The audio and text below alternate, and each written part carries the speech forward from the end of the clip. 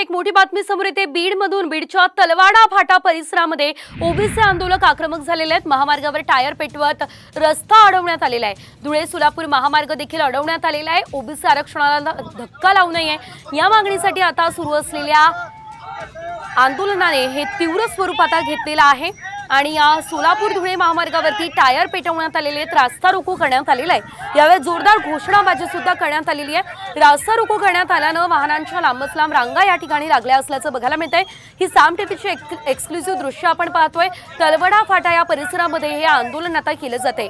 एकीकडे आपण बघितलं तर जालन्यात लक्ष्मण हाके यांनी उपोषण सुरू केलेलं आहे आणि आज त्यांच्या उपोषणाचा 7वा दिवस आहे। तर दुसरीकडे आता ओबीसी आंदोलक आक्रमक झालेले आहेत। अनेक ठिकाणी संपूर्ण राज्यभरात आता आक्रमक ओबीसी आंदोलक झाले असल्याचं आपण बघितलेलं होतं। मात्र आता बीडच्या तलवाडा फाटा परिसरामध्ये सुद्धा हे ओबीसी आंदोलक आक्रमक झालेले आहेत। महामार्गावरती टायर पेटवण्यात आलेले आहेत आणि रस्ता सुद्धा अडवण्यात आलेला आहे। धुळे सोलापूर महामार्ग या ठिकाणी अडवला असल्याचं आपण बघतोय आणि हा महामार्गच अडवून धरला असल्या कारणानं वाहनांच्या लांबच लांब रांगा या ठिकाणी लागल्या असल्याचं आपण बघतोय। मोठ्या संख्येने ओबीसी आंदोलकांनी गर्दी या ठिकाणी महामार्गावर केलेली आहे आणि टायर सुद्धा जाळलेले आहेत। त्यामुळे कुठलंही वाहन कुठलीही गाडी या मार्गावरून पुढे सरकत नसताना आपल्याला दिसते।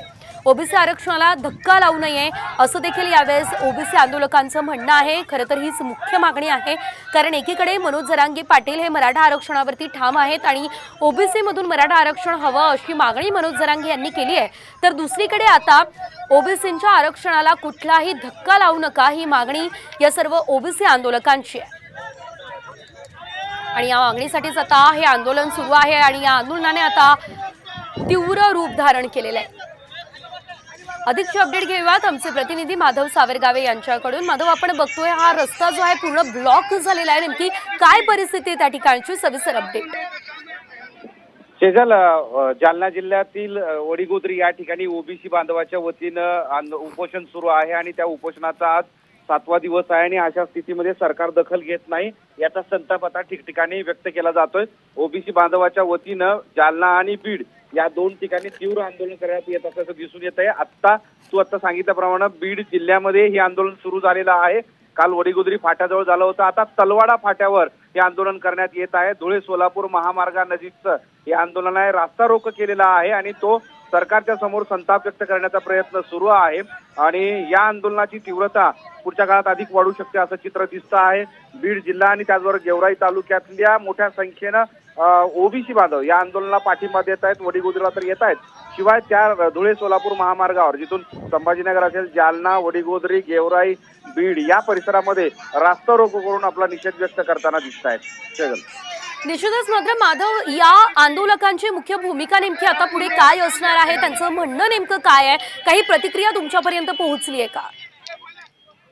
आता जोपर्यंत सरकार या संदर्भातली भूमिका स्पष्ट करत नाही, कारण एकीकडे मनोज जरांगे पाटील यांना 13 जुलैपर्यंत सरकारनं मुदत दिलेली आहे की 1 महिन्याच्या आत आम्ही या संदर्भात सगळे सोयरे असेल किंवा ओबीसीच्या आरक्षणाच्या संदर्भात निर्णय घेऊ, तुमच्या मागण्या संदर्भातला विचार करू आणि त्याच दरम्यान ओबीसीच्या वाट्याचं आरक्षण दिलं जाईल अशी भीती ओबीसी बांधवांना आहे आणि त्यामुळं त्याच तीव्रतेनं हे आंदोलन सुरू आहे।